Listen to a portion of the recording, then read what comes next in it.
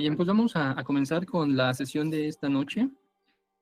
Es la continuación de la primera parte de este curso de Botánica Oculta, y me parece que una de las figuras bastante importantes dentro de este tema, pues sin duda es Paracelso y todo lo que conlleva el legado que da y todo lo que tiene que ver con las diferentes maneras de interpretar y de vivir, incluso hasta, bueno, de poner en práctica los conocimientos sobre la botánica oculta. En esta ocasión vamos a descubrir cuál fue ese contexto en el cual él se desenvolvió, cuáles fueron los precursores de su obra, cómo fue de alguna forma también pues su época, sus influencias que él tuvo para desarrollar esta visión sobre la botánica oculta. Y no solo esto, sino vamos a ver que fue muchas cosas más y cómo eso ha repercutido en otros autores, médicos, descubridores o desarrolladores de nuevos métodos de curación que hasta nuestra época pues son vigentes y que tienen mucha aceptación por parte de varias personas, ¿no? Entonces, vamos aquí a comenzar. Entonces, en esta sesión, pues vamos a abordar lo que comentaba hace un momento, comprender la vida y obra de Paracelso en su contexto histórico, analizar su influencia en la medicina y la botánica moderna, explorar sus teorías y enfoques innovadores en la medicina y la botánica y reflexionar sobre la relevancia de su legado. Bien, cuando hablamos entonces de Paracelso, debemos nosotros centrarnos, ubicarnos en la época del Renacimiento europeo, que abarca entre los siglos XV y XVI, en donde se da pues todo un proceso de transformación en las distintas áreas del conocimiento, lo que es la cultura, el arte, la ciencia, ya que previo a este siglo del Renacimiento, que es el momento en el que vuelven a surgir todas esas tradiciones, esos conocimientos que se venían desarrollando antes de la caída del Imperio Romano, en la Baja Edad, este, entonces, en ese periodo previo al Renacimiento, como les decía, el conocimiento que más imperaba, digamos, de esta forma, era la filosofía. Entonces, toda visión, toda manera de entender, de comprender la cosmovisión, el mundo y en general la existencia, básicamente era la filosofía. Y la ciencia, como tal, apenas empezaba a desarrollarse. Estaba, digamos, en un proceso de desarrollo, que obviamente con el paso del tiempo, y justamente en la época del Renacimiento es cuando se da esa transformación, cuando la ciencia empieza a tomar un papel más importante y poco a poco va desplazando a la filosofía, haciendo que ésta se convierta como en una especie de sombra, digámoslo así. Es muy interesante esta parte, ¿no? Porque de igual forma es en este periodo donde el humanismo empieza a darle un valor bastante importante a la capacidad del ser humano y ese potencial que tiene de crecimiento y desarrollo. Todo esto pues nos lleva a esa búsqueda del conocimiento y la sabiduría, ¿no? En diferentes temas. Sin embargo, la medicina pues aún venía arrastrando, o no arrastrando, sino más bien estaba sustentada por la filosofía o los conocimientos previos a Paracelso que llevaban muchos siglos dominando, como lo que fue Hipócrates, por ejemplo, las concepciones sobre el griego Hipócrates y el romano Galeno. Y también durante la Edad Media hubo una gran influencia, sobre todo por parte de los monjes, ya que era una época en la cual se desarrollaba mucho esta parte de los monasterios, ¿no? Entonces hubo mucha influencia de los monasterios, monjes, sacerdotes y también de la medicina árabe. En ese momento, la medicina como tal se centraba en los 4 humores de Paracelso, perdón, de Hipócrates, y a través de remedios naturales. Como nos damos cuenta, pues desde entonces se ocupaban diferentes plantas o métodos naturales para eh, curar a las personas, y además este método estaba también cargado con una fuerte influencia sobre la astrología y la religión. Vamos a darnos cuenta cómo Paracelso de alguna forma empieza a cambiar todo este sentido, ¿no? Porque empieza a cuestionar lo establecido en ese momento y empieza a meter métodos innovadores, revolucionarios para esa época, como la química, el estudio de las propiedades químicas de las plantas, ¿no? Además a través de la observación, ya que era un proceso que poco se utilizaba en la medicina, ya que más todo era por una tradición a la cual se ajustaban pues hasta en ese momento, ¿no? Y claro está que como todo este, como todo innovador o revolucionario de cualquier época, pues tuvo, como siempre, pues sus detractores, tuvo gente que lo miraba como con cierta locura, ¿no? Porque era algo muy novedoso. A ver,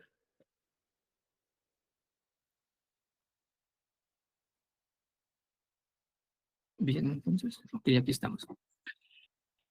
Pues bien, entonces la medicina en la Edad Media estuvo influenciada, como decíamos hace un momento, por la medicina monástica y la árabe. Los monasterios, pues estos preservaron el conocimiento de los médicos antiguos y por lo tanto, como quiera que la influencia de la iglesia en aquel momento era prácticamente absoluta, se convirtieron en los medios de información, centros de educación médica y de otros temas de bastante importancia, ¿no? Por otro lado, los árabes tradujeron los textos médicos de los griegos, de los romanos, e hicieron avances en farmacología y cirugía, y facilitaron el intercambio cultural entre Oriente y Occidente. Fíjense que este punto es bastante interesante, cómo los árabes eh, tienen mucha influencia en el conocimiento, en la cultura, incluso hasta en el idioma que nosotros utilizamos actualmente. Muchas palabras del español tienen un origen árabe. Y esa mezcla de conocimientos, ese sincretismo, no solamente de la medicina, sino de los conocimientos en general, científicos y esotéricos, se van dando justamente en esa época del Renacimiento. ¿Qué factores clave influyeron en ese momento? Pues bueno, los factores clave para que se diera todo ese proceso de medicina que decíamos hace un momento sobre la Edad Media, pues fue básicamente la caída del Imperio Romano, ¿no? Que fue más o menos en el siglo V, cuando cae este imperio, y entonces todo esto le da un poder a la autoridad eclesiástica que influye bastante en la visión del mundo y de la medicina durante todo el medievo. Entonces, la Iglesia Católica eh, creció, ¿sí? Su influencia y en la educación, en la práctica, en todo lo que tenía que ver en ese sentido con la medicina. Entonces, si nos vamos dando cuenta, son procesos históricos, ¿no? Que se van dando y que durante ese momento el concepto o la visión de la medicina, del estudio de las plantas, era algo muy novedoso, que quizás ahora para nosotros sea como, podemos incluso hasta pensar que es algo como primitivo, pero lo mismo sucederá con nuestra medicina actualmente, ¿no? Con nuestros conocimientos, con la forma en que entendemos el mundo desde un punto científico. A unos 1000 años, ¿no? Quizás la gente o las personas de aquel entonces nos podrían ver como salvajes, ¿no? Como bárbaros. Pero esto es parte del desarrollo que se va dando a través, pues, de la evolución, ¿no? Del ser humano y de la humanidad en sí en general. Bien, la medicina galénica, que era una base sobre la cual se estaba estableciendo o se había establecido durante ese periodo de la Edad Media la medicina, fue desarrollada por Galeno en el siglo II. Galeno fue romano. Entonces, él y otros médicos, vamos a darnos cuenta, que basaba en la idea de que el cuerpo humano estaba compuesto por 4 humores que debían estar en equilibrio para mantener la salud. Los médicos de la época se centraban en restaurar el equilibrio de los humores a través de la dieta, la medicación y la cirugía. Entonces, aquí vamos viendo, por ejemplo, que esos 4 humores sostiene, o esa teoría de los 4 humores, sostiene que el cuerpo humano está compuesto por 4 líquidos fundamentales, que son la sangre, la flema, la bilis amarilla, la bilis negra. Y cada uno de estos humores se asocia pues con una estación, digamos, del año, con un elemento y con una característica de la personalidad del individuo en sí.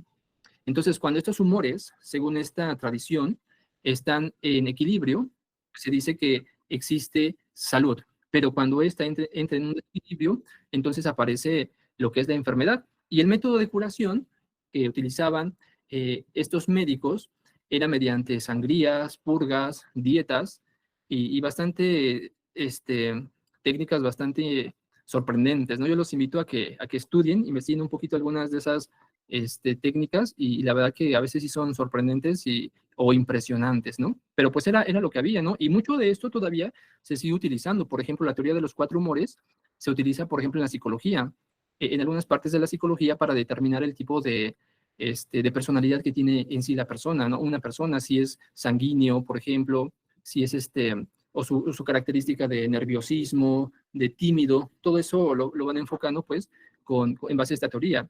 Y es muy interesante porque, por ejemplo, cuando, de acuerdo a algunas tradiciones médicas o de medicina, por poner un ejemplo, ¿no? Cuando el cuerpo se expone a determinados cambios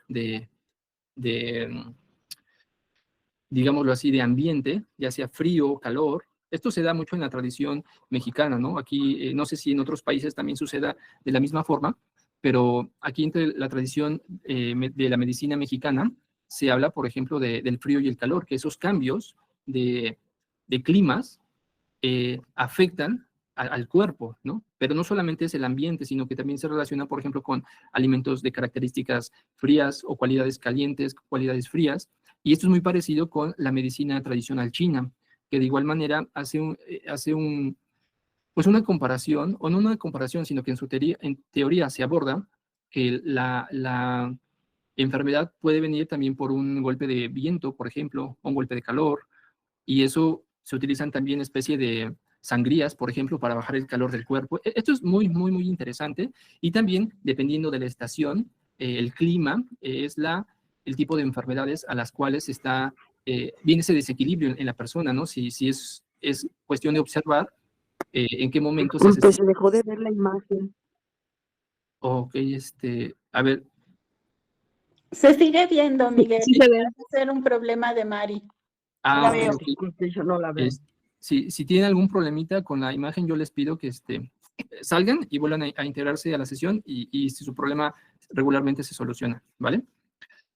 Entonces, es muy interesante y es algo en lo cual se basaban las tradiciones previas, digamos, a Galeno, perdón, a Paracelso, ¿no? La teoría de los cuatro humores. No me voy a detener mucho aquí, sino más bien es una manera de motivarlos al estudio y a la investigación.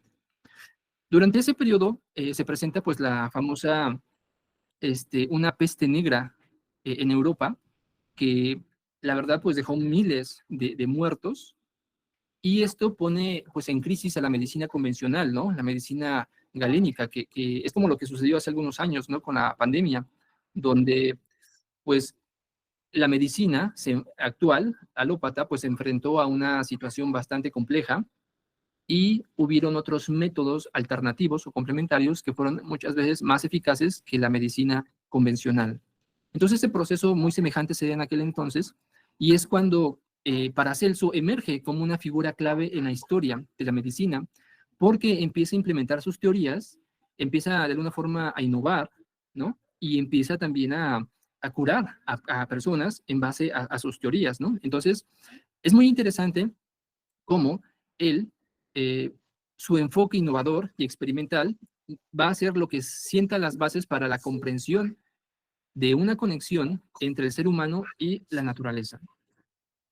Entonces aquí vemos algunos de los precursores, ¿no? de Paracelso, que básicamente fueron filósofos, algunos médicos, también fueron alquimistas, porque hemos de saber que Paracelso fue un gran alquimista, ¿no? Que mucho de su conocimiento está presente en toda su obra, en toda su medicina también, ¿no? Los remedios alquímicos que preparaba.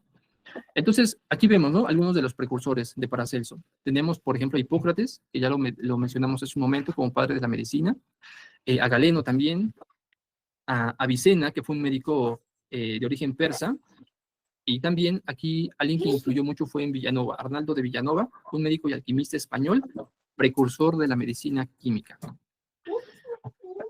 ¿Qué alquimistas? Lo que vimos hace un ratito fueron los médicos, ¿no? Ahora, los alquimistas. Uno de ellos fue Nicolás Flamel. Sin duda, es un alquimista muy reconocido. Basilio Valentín también. Curiosamente, él fue un monje y un alquimista alemán. Y otra persona que también, otro alquimista de mucha importancia y reconocimiento dentro de estos aspectos, es Cornelio Agripa, ¿no? Que de hecho, vamos a hablar en la siguiente sesión de él, acerca de su filosofía oculta. Y bueno, también dentro de su repertorio de precursores, pues encontramos a Hermes Trismegisto, que él fue un autor legendario, ¿no?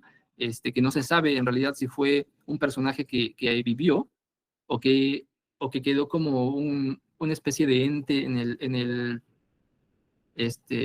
inconsciente colectivo, ¿no? Pero realmente la figura, el conocimiento de Hermes Trismegisto, pues ha influenciado no solo a Paracelso, sino a prácticamente toda la tradición hermética. De hecho, la tradición hermética viene de Hermes, ¿no?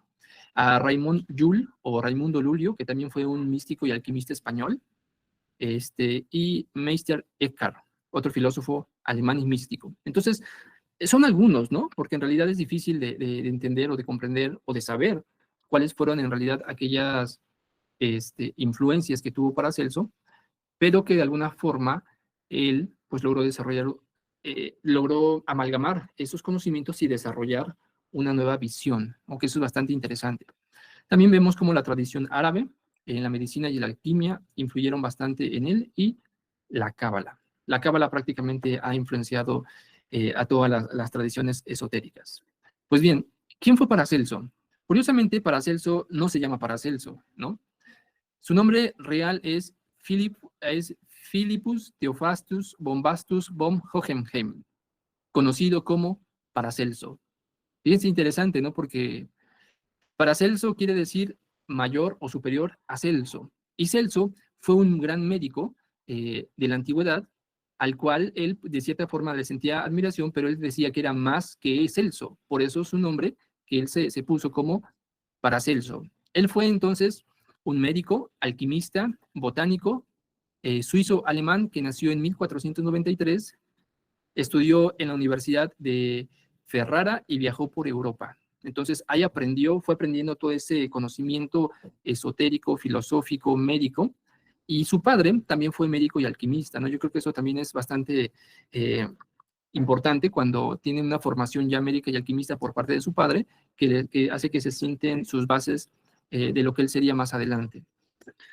Luego tenemos, por ejemplo, que aquí tenemos uno de sus grandes libros como La Gran Cirugía, que fue de hecho también conocido porque fíjense que él curaba a veces de forma sorprendente, cosas que los médicos de su entonces no podían curarlo. Entonces le decían que era pues que tenía pacto con el diablo, ¿no? Que tenía le ayudaban los demonios a curar, ¿no? Y todo ese tipo de cuestiones que muchas veces de mala fe sus detractores hacen, ¿no? Hacia una persona pues que está desarrollando un nuevo conocimiento. Entonces realmente hay muchas obras. Esta es una que ustedes pueden ver en la pantalla, la foto de una de esas obras. Es un tratado innovador sobre cirugía y tratamiento de heridas y enfermedades infecciosas. También su contribución es que revoluciona la práctica quirúrgica al proponer tratamientos basados en principios alquímicos y medicina natural, desafiando las prácticas médicas tradicionales de la época. Esto es muy interesante porque es el que establece la base de la farmacología, ¿no? Es decir, de los estudios en estudiar las propiedades químicas de las plantas, ¿no? Y utilizar esos conocimientos de esas plantas para tratar determinada enfermedad. Dejó un legado duradero en diversas áreas, en el esoterismo, la magia, desarrolló la alquimia espiritual y la teoría de los elementales. En la medicina introdujo la química y enfatizó la prevención y la higiene. Fíjense, enfatizó la prevención y la higiene. Esto es muy, muy interesante. Entonces, esto de la higiene, por ejemplo, no solamente se refiere a la cuestión física, sino también a una higiene emocional, a una higiene mental, una higiene energética, que esto lo vamos a ver más adelante también. En la botánica oculta estudió plantas medicinales y desarrolló la teoría de las signaturas. Su legado influyó en la tradición Rosacruz, la alquimia, la teosofía y la homeopatía. Incluso también en lo que son parte de su conocimiento influyó también en el doctor o la persona que desarrolla las flores de Bach, ¿no? No sé si, la verdad, sí, sé que se apellida Bach, no sé si fue médico o doctor, ya alguien si me lo puede aquí confirmar, pero también influyó mucho en otras terapias que se fueron desarrollando con el paso de los años. Precursor de la medicina holística, hoy en día estamos hablando mucho de medicina holística. Su enfoque integral inspiró movimientos como la medicina antroposófica. Su obra sigue evolucionando hasta hoy, dejando una huella profunda en la historia de la ciencia, la espiritualidad y la medicina. Realmente Paracelso, entonces, sí fue una persona que influyó mucho en la cuestión científica, porque es un punto clave en la medicina, como lo conocemos hoy en día, en la ciencia, porque es el que empieza a desarrollar más el sentido de observación, en las cuestiones materiales, y evidentemente que en la espiritualidad. Pues bien, ¿cuáles son esas teorías de Paracelso? Tenemos algunas, que son la teoría de correspondencias, la teoría de signaturas o del signo, principios espirituales, la teoría de la influencia de los astros, la teoría del uso de plantas en magia y espiritualidad. Vamos a ver algunas. La teoría de correspondencias, la filosofía de Paracelso, nos dice que el universo está compuesto por patrones de correspondencia entre el macrocosmos y el microcosmos. Este es un principio hermético que nos dice que tal como es arriba, es abajo, tal como es adentro, es afuera. Es decir, que el cosmos está organizado, el universo está organizado, y que ese orden que existe en el cosmos, lo que nosotros concebimos como cosmos, universo, se corresponde o tiene una relación con el ser humano, con el hombre en este caso, ¿no? Y de igual forma, cada planta o cada elemento de la naturaleza tiene un reflejo o una correspondencia con el cuerpo humano y con el espíritu. Es decir, que el ser humano es un reflejo del cosmos, o es un mismo cosmos, por eso se llama al ser humano como microcosmos. El microcosmos, en él están todas esas manifestaciones de energía que hay en el universo exterior. Pues lo mismo sucede en un nivel, digamos, inferior, como las plantas. Las plantas tienen una correspondencia espiritual y física con el cuerpo humano. Y en base a esta teoría, Paracelso nos decía que era necesario conocer cuáles eran esas correspondencias que habían en la naturaleza para poder curar el cuerpo físico. Y no solamente la parte física, sino también hacer una conexión entre esas partes anímicas o espirituales mediante plantas y minerales. Aquí vemos esa correspondencia, ¿no?, del macrocosmos y el microcosmos. Ahora, bueno, esto es interesante, ¿no? Porque a través de la observación nosotros podemos descubrir las propiedades de las plantas, minerales y otros elementos para ayudarnos a curarnos o hacer una conexión con una parte de nosotros, ¿sí? Como lo que vimos, por ejemplo, con las prácticas que hemos hecho como con el cacao, por ejemplo. Hay una relación, de alguna forma, entre el cuerpo físico y esa parte espiritual del cacao, ¿no? Que al conectarse nos ayuda a transformar internamente ciertos procesos emocionales, ¿no? Solo es cuestión entonces de que nosotros vayamos como observando, ¿no? Observar esas relaciones. Entonces, esa relación da como consecuencia lo que son la teoría de signaturas, ¿no? Que cada planta, en este caso, cada planta tiene una especie de firma o una asignatura, un sello que al observarlo podemos nosotros revelar las propiedades curativas que tiene esa planta o ese alimento también. ¿Por qué? Porque según esta cosmovisión, el creador realiza toda esta creación y en esa misma creación va ocultando sus secretos, va ocultando sus misterios, pero deja siempre algo visible, un sello, una, una pista para que el que sabe observar pueda encontrar la sabiduría, ¿no? Por eso una forma de acercarnos a Dios, al espíritu o a la espiritualidad es justamente que la naturaleza, el convivir con la naturaleza. Una primera forma de curarnos de enfermedades que tienen que ver no solo con la parte física, sino más con la cuestión emocional, ¿no? Es que nosotros volvamos a la naturaleza. Porque la naturaleza, de alguna forma, su energía vital que ejerce, empieza a darle un orden a los cuerpos internos que tenemos como individuos, ¿no? Como seres humanos. Entonces también una planta asemeja a un órgano. Y esa planta que se parece a ese órgano podría, de acuerdo a esta teoría, tratar afecciones relacionadas, pues, obviamente con este órgano, ¿no? Usando esta teoría, desarrolló un enfoque de la medicina que se basaba en la búsqueda de correspondencias entre las características de las plantas y las enfermedades que las causaban. Y esto es muy, muy interesante, ¿no? Porque vemos, por ejemplo, aquí, en esta primera, ahí, por ejemplo, si ubican, si distinguen qué elemento o qué semilla es esta que se ve en la imagen. ¿Una nuez? Una Sí, nuez. Miguel, una nuez. Un cacao, una semilla de cacao. Un cacao. Bueno, Una nuez que se parece al cerebro. Exactamente. Una nuez. Es una nuez, así es. Es una nuez. Y esto se parece al cerebro, ¿no?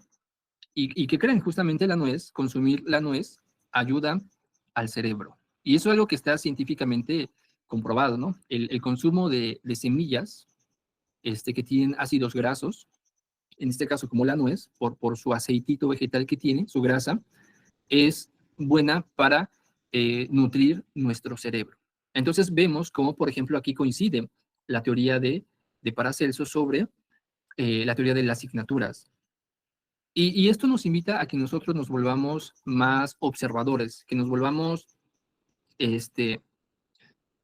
más detallosos o detallistas al observar la naturaleza, porque en ella está su conocimiento. Yo los invito a que en la medida de nuestras posibilidades, cuando tengamos la oportunidad de salir al bosque, o a un lugar donde haya plantas, o si tenemos árboles frutales, no sé, que estemos en convivencia, vayamos hacia alguna planta, hacia un árbol, o algún elemento del reino vegetal, y lo observemos con mente quieta y serena.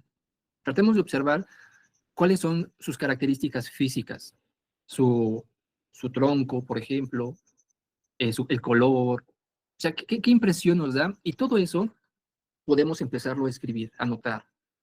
¿A qué parte de mi cuerpo se asemeja? ¿O qué características, qué correspondencia puede tener con mi cuerpo físico o con una parte de mi cuerpo emocional o mi cuerpo mental, ¿no? Porque también ahí existe esa correspondencia, no solamente en la parte física.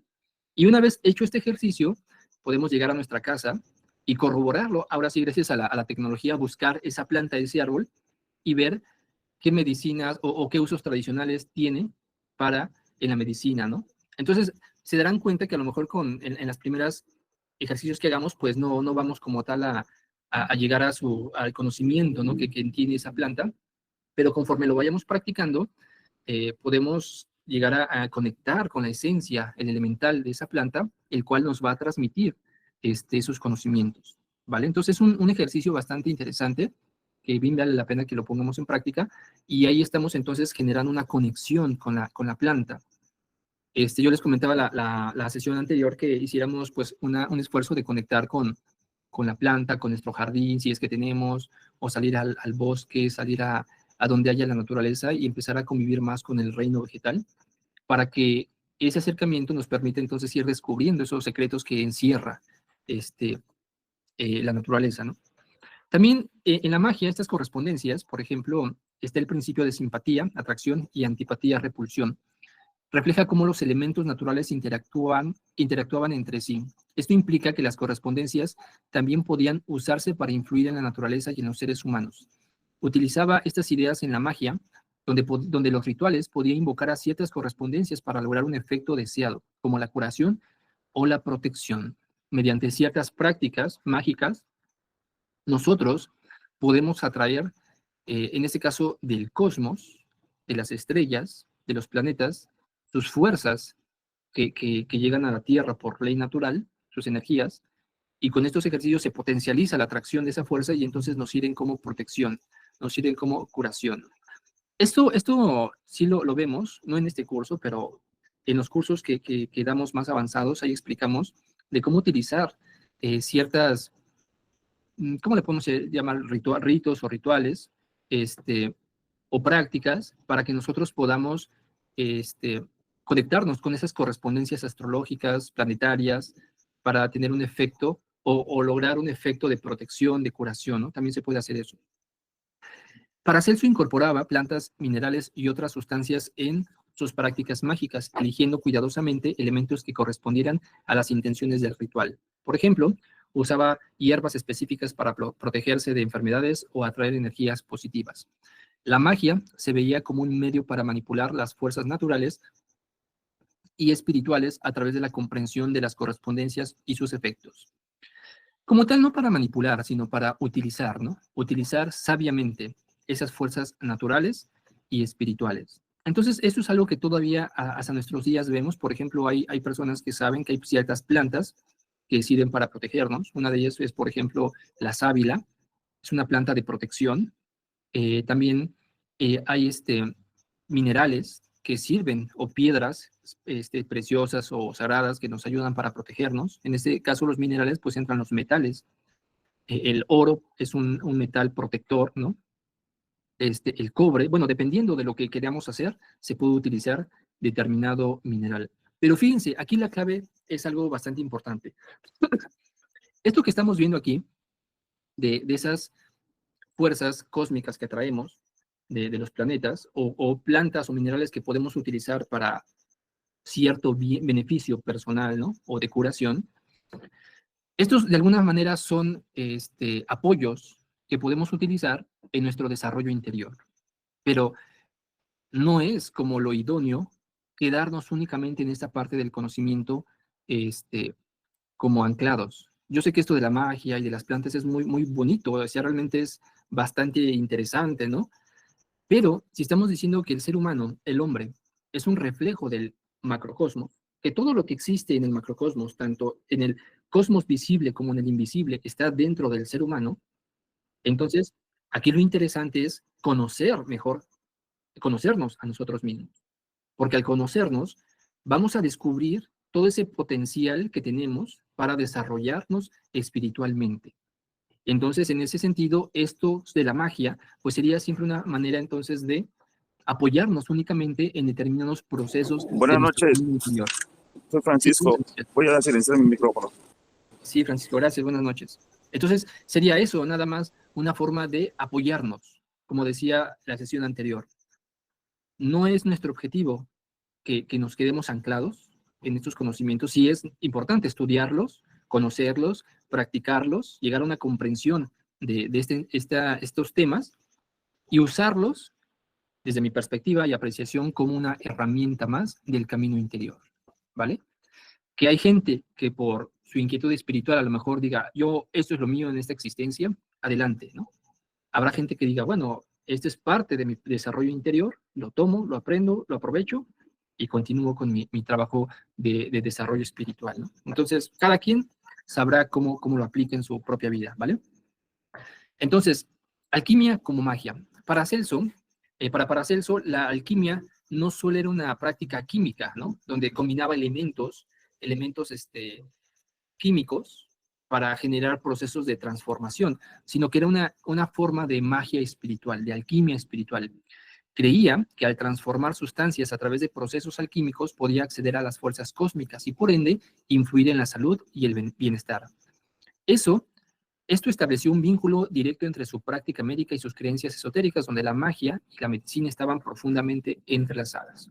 Aquí ya vemos, por ejemplo, la teoría de las asignaturas, que ya lo vimos hace un momento, la teoría de las asignaturas o firmas naturales. Aquí vemos el cerebro y del otro lado estamos viendo una nuez, ¿no? Entonces existe ese parecido entre el cerebro y la nuez.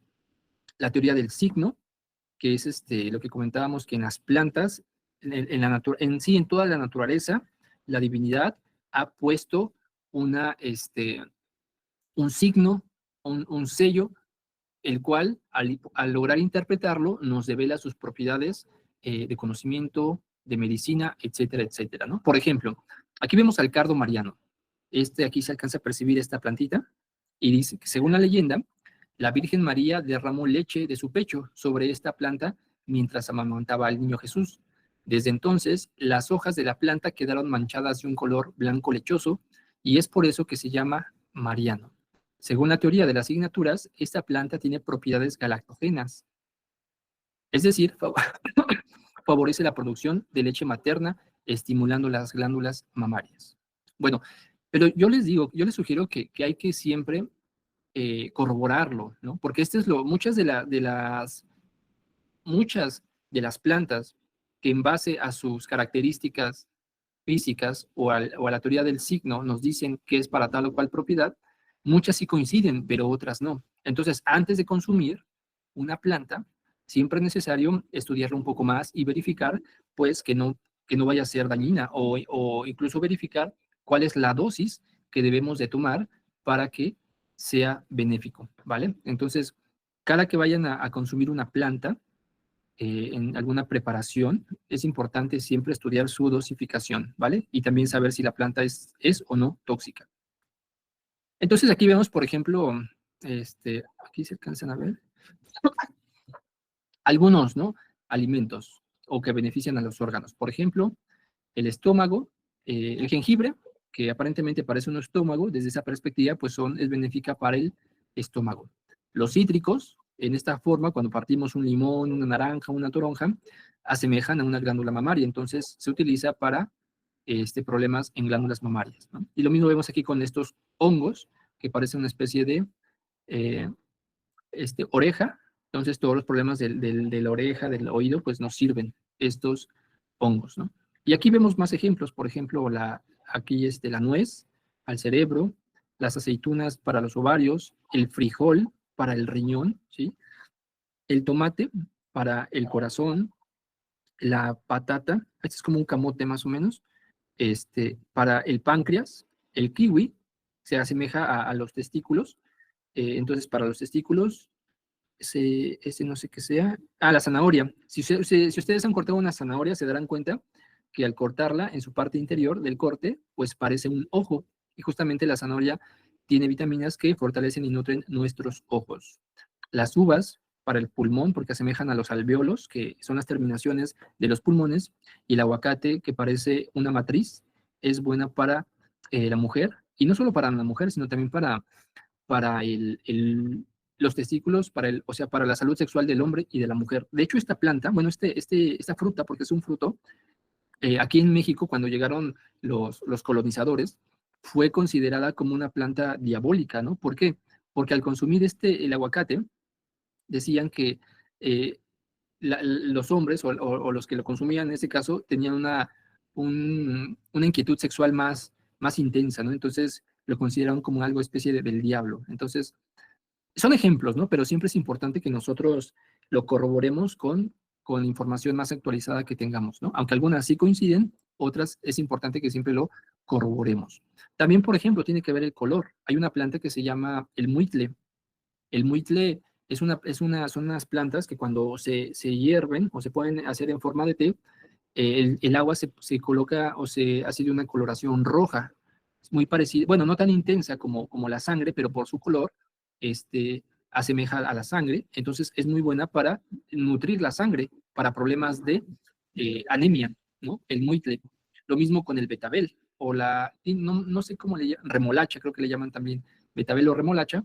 Su color es rojo intenso y es también una planta o un vegetal que ayuda también a nutrir la sangre. Entonces, hay muchos elementos que podemos tener muy en cuenta de esto, ¿no? De esto, para aplicarlo a nuestra vida.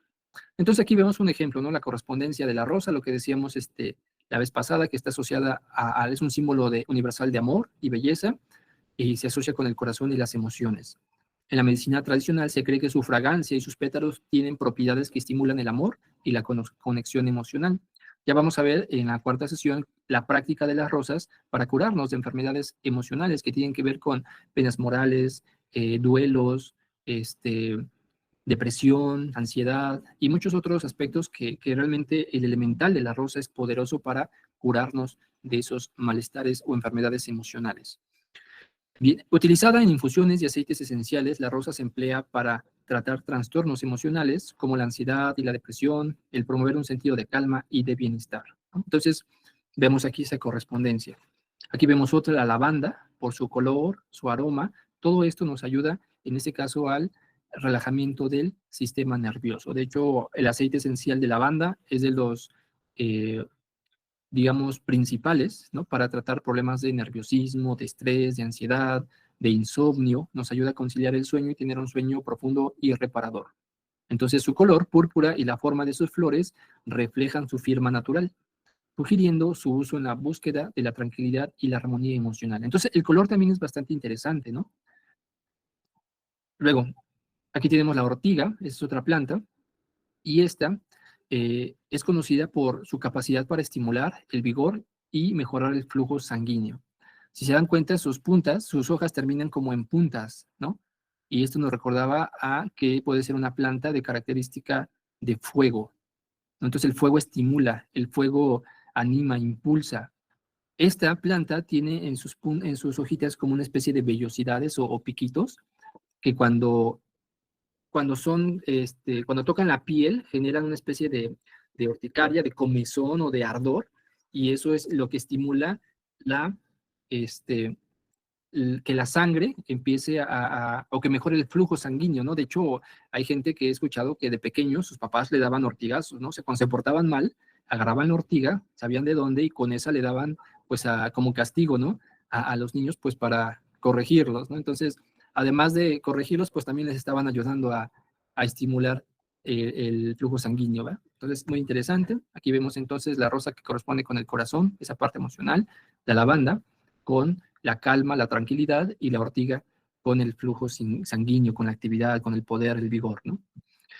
Pues bien, otra de las teorías principales de Paracelso es que cada planta, además de esas propiedades físicas que tiene y curativas, también tiene un principio espiritual. Entonces, según Paracelso, las plantas, la parte física solamente son la manifestación que tiene que en sí la planta es la manifestación física de una energía espiritual. Entonces, en realidad, quien cura no es tanto los principios físicos y químicos de la planta, sino que es la entidad espiritual que habita cada planta. Por lo tanto, la naturaleza está viva. La naturaleza está animada por un principio vital o alma que les confería características únicas y poderes curativos. Hay documentales bastante interesantes donde se empieza ya a estudiar esa inteligencia que hay en la naturaleza. Recuerdo, no sé si en la sesión anterior, no recuerdo bien, o en otra sesión que tuvimos, un compañero nos decía, Carlos de Nuevo León, nos decía que hacía ese comentario, ¿no? De que cuando una planta es invadida digamos, por un hongo, por un parásito, ese árbol, por ejemplo, que está siendo invadido por este parásito o hongo, emite un mensaje, ¿sí?, a las demás plantas, a los demás árboles, para que se protejan. Y entonces ellos, al recibir ese mensaje de ese árbol que está siendo atacado, empiezan a segregar o a liberar ciertos químicos o ciertas sustancias para repeler a esos insectos, esos parásitos o esos hongos, de tal forma que entre ellos mismos se van protegiendo, ¿no? Y de esto, bueno, hay muchas cosas. Entonces, esto nos demuestra que en realidad, o comprueba, mejor dicho, lo que los pueblos antiguos decían, que hay una inteligencia en la naturaleza. Esa inteligencia podemos decir que es la madre naturaleza, una entidad espiritual que vela por sus hijos, que son esos elementales que pueblan las diferentes regiones del mundo. Entonces, Paracelso también introdujo la idea de los elementales, seres espirituales que habitan en las plantas y que representan sus cualidades y poderes. Entonces, estos elementales son los elementos. Decía él que en el elemento fuego, que es el principio espiritual que anima el fuego físico que nosotros vemos, es la llama de la llama, en ellos se encuentran lo que son las salamandras, criaturas de un color muy seco, ¿no? Un color, o una especie como de secas, como tipo algunos los definen como lagartijas, ¿no? Pero que tienen una relación con el fuego.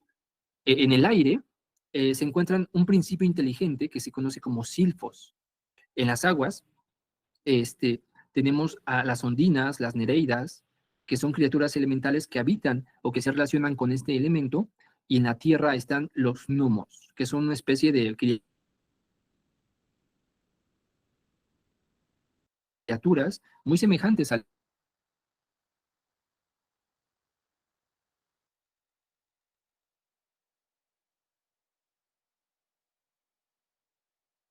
muy antiguos, ¿no? Justamente porque su capacidad de vida son muy largos, ¿no? Muchos años viven estos seres elementales. Y ellos normalmente habitan en plantas. O sea, no solamente en la planta podemos encontrar el elemental de la planta, sino que también existe una conexión con estos gnomos o pigmeos, ¿no? Por ejemplo, hay árboles muy antiguos que tienen su divinidad, o mejor dicho, su correspondencia espiritual, su elemental, ¿no? Ahí, muy sabio, porque son árboles muy grandes. En Oaxaca hay uno que se llama el árbol del Tule, que tiene varios siglos de existencia, y así como ese ha de haber otros en otros países. Entonces, en esos árboles, algunos de estos gnomos, por ejemplo, van a vivir ahí, ¿no? Los ven como su refugio y como su casa, y ahí habitan estos seres de la tierra. Y lo mismo sucede con las plantas acuáticas. Ahí podemos encontrar en las plantas que se relacionan con el agua, que toda su vida depende del agua, ¿no? Hay plantas que no necesitan, por ejemplo, tanta luz solar para sobrevivir, solo necesitan de agua. Hay plantas que no necesitan tierra, que solo necesitan la luz solar para poder vivir por un tiempo prolongado. Entonces, esas características también nos van a ir indicando qué elemental de los 4 elementos, se relaciona con esa planta, ¿vale? Y pues bueno, esto también la influencia de los astros, esto lo vamos a pasar un poco rápido. Les voy a enviar un PDF donde viene ampliado más esto, ¿vale? Entonces, cada planta también tiene una relación con un signo zodiacal. Por si a alguien le interesa conocer cuál es la planta que rige de acuerdo a su característica o signo zodiacal, pues ahí lo va a encontrar en ese PDF que les voy a enviar, ¿vale? Y lo mismo pasa también con las plantas zodiacales. Bueno, las plantas zodiacales se relacionan con los órganos. Entonces, una planta, por ejemplo, zodiacal de Aries, que Aries se relaciona con la cabeza, pues de acuerdo a esta teoría, nos dice que esa planta puede servir para tratar problemas de la cabeza, ¿no? Y así sucesivamente con los demás signos. Y todo eso hay que tenerlo nosotros, hay que corroborarlo siempre antes de consumir cualquier planta, ¿vale? Y más si no tenemos experiencia en la preparación, en la dosificación y en el consumo de las plantas, ¿vale? Siempre hay que tenerlo muy presente. Por ejemplo, aquí están Aries, plantas de fuego que se asemejan a la cabeza y obviamente ayudan, digamos, para la cabeza, ¿no? Tauro, plantas de tierra que representan el cuello. Géminis, planta de aire que simbolizan los brazos, etcétera, etcétera. Entonces, aquí lo voy a pasar de rápido, como quiera yo les voy a enviar el PDF y también esta presentación para que la tengan. Lo mismo sucede con las plantas planetarias. Hay plantas solares, plantas lunares, plantas mercurianas, plantas jupiterianas, plantas marcianas, ¿no? Todo eso. Entonces aquí vemos, por ejemplo, las plantas y elementales de los planetas. Entonces aquí plantas lunares son plantas insípidas, frías, lechosas, hojas grandes, flores blancas y olor suavísimo. Un ejemplo, el eucalipto. Elementales lunares, seres del agua, ninfas, nereidas. O sea, como se relaciona con la luna es un planeta que rige sobre el agua, entonces obviamente que por lo tanto es una planta de agua, y sus elementales son los seres del agua, las ninfas, las nereidas, las ondinas. Aquí hay una discrepancia con algunos autores, ya que algunos afirman que las sirenas corresponden más a elementales del aire, ¿no? Pero bueno, a veces no hay que pelearnos por esas cuestiones, ¿no? Entonces, son ejemplos. Entonces aquí vemos plantas mercurianas, medianas, flores amarillas, olores penetrantes, ¿no? Entonces, si alguien conoce de plantas de botánica, entonces puede identificar esos olores y relacionarla con alguna de estas plantas. Por ejemplo, plantas marcianas son ácidas, amargas, espinosas, flores rojas, ¿no? Bueno, entonces vamos acá hay más plantas de Júpiter, plantas saturninas, ¿no? Las plantas saturninas son melancólicas, con flores grises y negras y un olor desagradable. Sus elementales son los pigmeos o gnomos que viven bajo la tierra. Fíjense, yo una vez con Penélope fuimos a visitar ¿cómo se llama? Ay, se me fue la palabra, donde hay muchas plantas, muchas flores. Un vivero en la ciudad de Puebla, bueno, en el estado de Puebla, hay un lugar que se llama, ay, mira, se me fue hasta el nombre también. Bueno, ahí en esa parte, San Martín Texmelucan, ¿no? Pues. ¿En Atlisco, en la Cabrera? ¿Dónde, perdón? En Atlisco, en la Cabrera. Atlisco, ándale, en Atlisco, exactamente. Gracias, Marta. En Atlisco. Entonces hay muchos viveros y ahí había una planta, era una especie como pues sí, de planta que arrojaba una especie como de flor, muy bonita, que parecía una estrella. Pero cuando la olía uno, era un olor desagradable. En verdad, apestaba esa flor. O sea, un olor que no se soportaba. O sea, olía muy, muy, muy desagradable. Y entonces, ahorita me recordó por esto que dice de las plantas saturninas, ¿no? Que son plantas que tienen un olor desagradable. Luego tenemos aquí los perfumes zodiacales. Podemos nosotros crear perfumes zodiacales, aceites zodiacales, combinando el perfume de la planta, el aceite esencial de la planta, se puede combinar con algunos aceites. De hecho, Penélope hace aceites, o sea, ella sabe preparar los perfumes zodiacales, tiene los aceites esenciales, y bueno, cada quien también los puede hacer, los combina con su su dosificación adecuada y se genera un perfume zodiacal. Y ese pues también nos ayuda a mantener la calma o dependiendo de la característica de nuestro signo zodiacal lo podemos utilizar de una u otra forma, ¿no? Eso también viene en el PDF que les voy a mandar. Aquí están, por ejemplo, los perfumes. Aries, Mirra, Tauro, Costo. Vamos a dejar hasta aquí de momento la presentación. Después continuamos con esta otra parte. No sé si tengan preguntas, comentarios y dudas de esto que hemos hecho. Por favor, levanten su manito.